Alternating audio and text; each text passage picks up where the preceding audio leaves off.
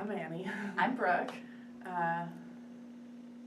So, we are both RAs, and we've been RAs for a couple of years, and so our life revolves around being RAs. And so naturally, when we were thinking about our project, it was pretty easy for us to try to connect something that's like such an intimate part of our lives into critical race theory. So to bring in some additional perspectives on this conversation, you're going to be hearing from Lucas Harvey, Shanna Woman, and Leonard Pingle, who are all RAs on the shadow staff this year. They're going to talk about some of their experiences with REM. And so one thing at the very beginning of the quarter that we had a conversation about, I think it was like at the first class, is counter storytelling and how we struggled to figure out whether that was a good thing or a bad thing, because we'd heard people talk about it positively, but then also asking people to tell their stories can be really problematic and put a lot of burden on them. So wrestling with like when counter storytelling is good and when it's problematic and how that fits into our job. Yeah, and so the other day in class, we were both really inspired kind of when Vera talked about like the role of an educator is not to provide answers, but to offer students to kind of come up with a new set of questions. And so we really took that idea and we're really trying to run with that. And so we acknowledge that we don't really have answers necessarily, but we have a whole lot of new questions compared to the beginning of the quarter. And we recognize that counter storytelling is oftentimes very tied with like talking about identity and identity exploration and identity politics. One really big part of our job is we have one-on-one conversations with our residents every quarter. They all revolve around different things, and that's called REM, which is the Residence Education Model. And so we're going to be focusing on REM 3, which is the dialogue we do winter quarter that specifically surrounds identity. Yeah. So hopefully we're kind of just doing an exploration, I guess, and we're hoping to wrestle with a lot of different questions around whose role is it to be an educator? Is that inherently problematic if we assume that role? How does this work with minimal training? Can there ever be enough training to talk about social identities? And kind of wrestling with power dynamics that come when you have an authority figure asking a resident to share their identities. And then also, the cases where we've heard residents say that this was a really positive opportunity for them to share kind of a testimonial about their experiences. But where's the line between that and a harmful experience where they either feel pressured to share something that they're not ready to, or unfortunately, there are scenarios where residents or RAs say problematic things because they don't know any better. And so, how do we wrestle with our frustrations around RAs who have not been taught, and then is it our job to teach them? And oftentimes, we've noticed in our job that the burden is placed on marginalized to teach their oppressors, and how do we grapple with that? So there's just a lot of questions. Additionally, there's a section in our contract that states that we're not allowed to use our position to push our own personal, like political, religious, all that kind of stuff, and that gets very interesting in this conversation that we believe is inherently political because it's surrounding identity. And there's this really weird line of them telling us that we're supposed to like call out microaggressions and all this stuff, but also that we aren't supposed to push a political agenda. And where is that line? And when are we crossing it? And when are we not? And is it okay to break contract if we feel like what is being said is wrong? And so we're also wrestling with that. Mm-hmm. And also, I think too, this idea of opinions and how opinions are formed. And I don't remember if it was this quarter or fall quarter, but Vera said something in class that was to the tune of recognizing that opinions are shaped by white supremacy. And I think that was really powerful for me in terms of, I work with a handful of folks that I find to be really problematic, but oftentimes, it's really interesting because I think that it's a matter of think society has shaped them to be that way, and they've never had an opportunity to learn otherwise. And so then how do you wrestle with dealing with that, because it's harmful, and part of me wants to be like, well, they deserve a chance to learn, but then part of me is like, no, we don't have room for that because they're being harmful, and we need to like look out for the people that are being harmed by this person. So it's really complicated, and this is something that we see a lot in our job in terms of resident advisors who really uphold white supremacy in their work, and I think a lot of times it's subconsciously, like it's not something people are aware of, and I'm sure as a person of privilege, I'm sure we all have like a lot of area to grow, you know, and so then that's hard too, because I'm like, whose job is it, like who says it's my job to tell other people that they're, you know, it's really complicated. All right, so this is the social identity wheel, and every RA is given 2 of these that we are supposed to use in our conversations, and so it's an expectation that the RA fills it out and that the resident fills it out, and so it has you write in specific social identities. So it has race, ethnicity, socioeconomic class, gender, sexual orientation, age, national origin, first language, physical, emotional, developmental ability, and religion or spiritual affiliation. So kind of how the conversation starts is typically there's some small talk, and then we talk about like we're supposed to kind of ask them whether they've had a conversation about social identity before, and then kind of like give them this wheel and ask them to fill it out. Is a big part of our job, and so we thought that we would kind of use critical race theory and counter storytelling as a lens to critique and ask questions about our job. I think from my perspective, my experience, it's like, it really depends on the people that are involved, right? Even though like every single resident, I mean, is a resident, and it's always going to be a conversation between a resident and an RA. I think like when it comes down to it is for me at least, is the residents' willingness or like their intentions coming into the conversation, as well as the RA's intentions coming into the conversation. So I think like when I'm sharing my experience as a person of color for students to either learn from that or like try to build a better understanding of others within that conversation, I do it kind of to educate people, but also to like just bring to light like my own experience and again build that bridge of understanding, whether or not like, you know, they have a great understanding of it or not, and try to like in the conversation we're kind of like trying to educate people, which is problematic in itself, but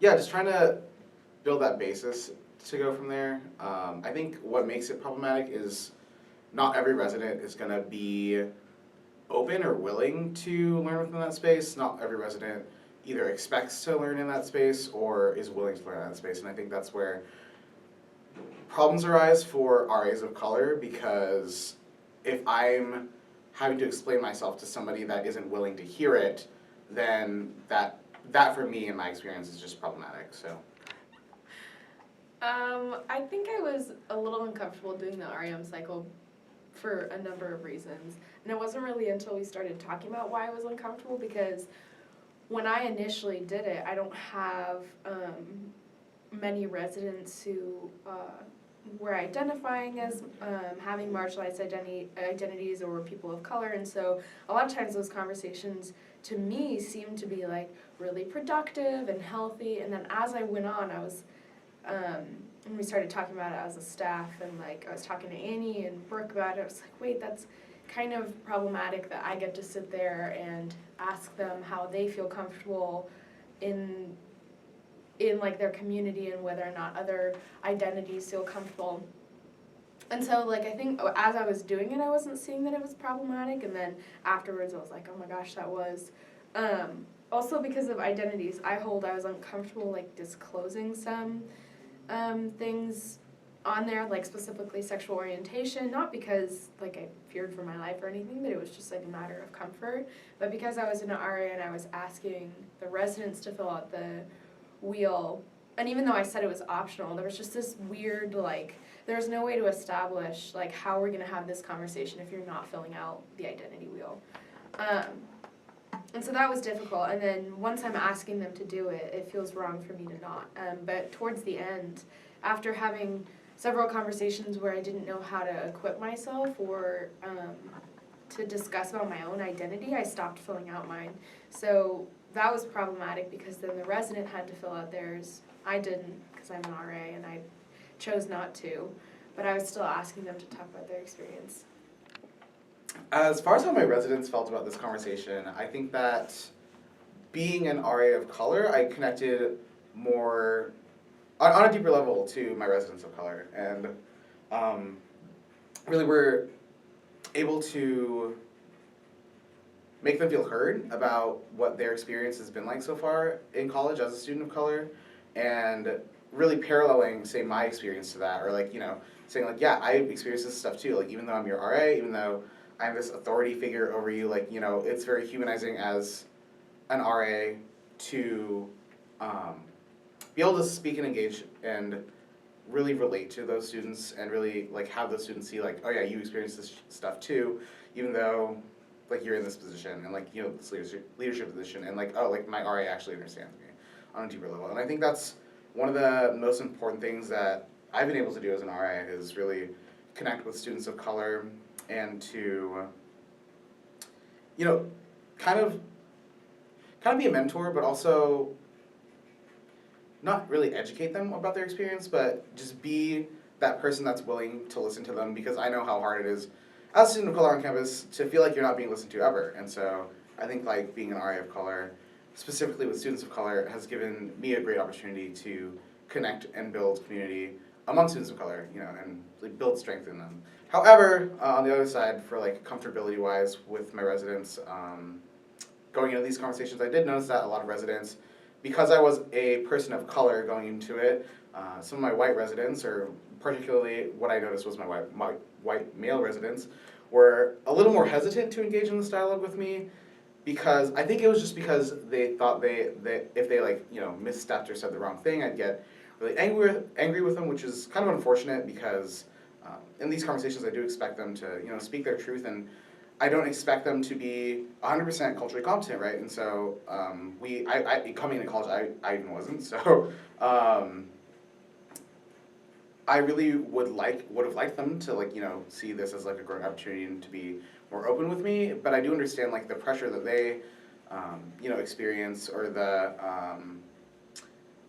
the pressure to save face, you know, as me being an authority figure over them as an RA, which is problematic in itself. And I think that they should be comfortable engaging in this dialogue, but unfortunately, I don't think it's framed that way for whatever reason, and I'm not sure how to define that. But yeah, that's what I noticed, is that a lot of students, a lot of white male students were not as comfortable engaging in this dialogue for whatever reason. Maybe, you know, maybe it is like because they don't really have to talk about this as much walking through the world with a lot of privilege. But, you know, who knows, so, yeah. So in this conversation, before we start it, we also kind of give residents some guidelines we're supposed to have, which are stay engaged, speak your truth, experience discomfort, and expect and accept non-closure.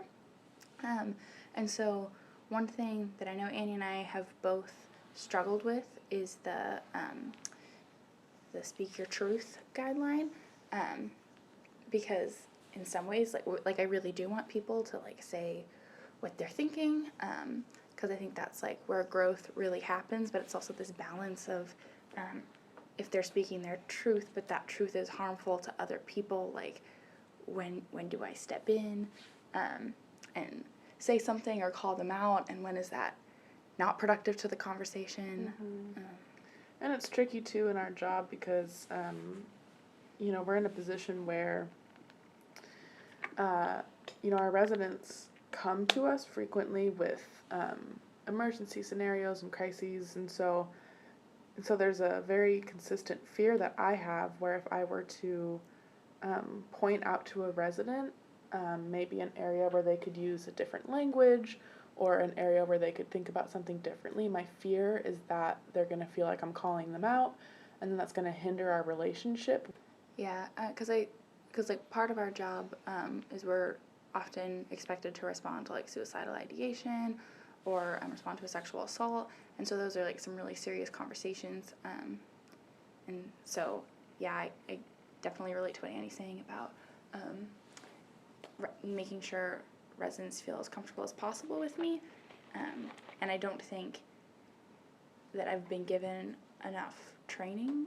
I don't know if you can have enough training, but I've received almost no training on like how to intervene in those conversations in a way that's productive and doesn't hinder our relationship or hinder the conversation. Because also sometimes if you call someone out, they just immediately shut down, and that just like stops the whole conversation from happening.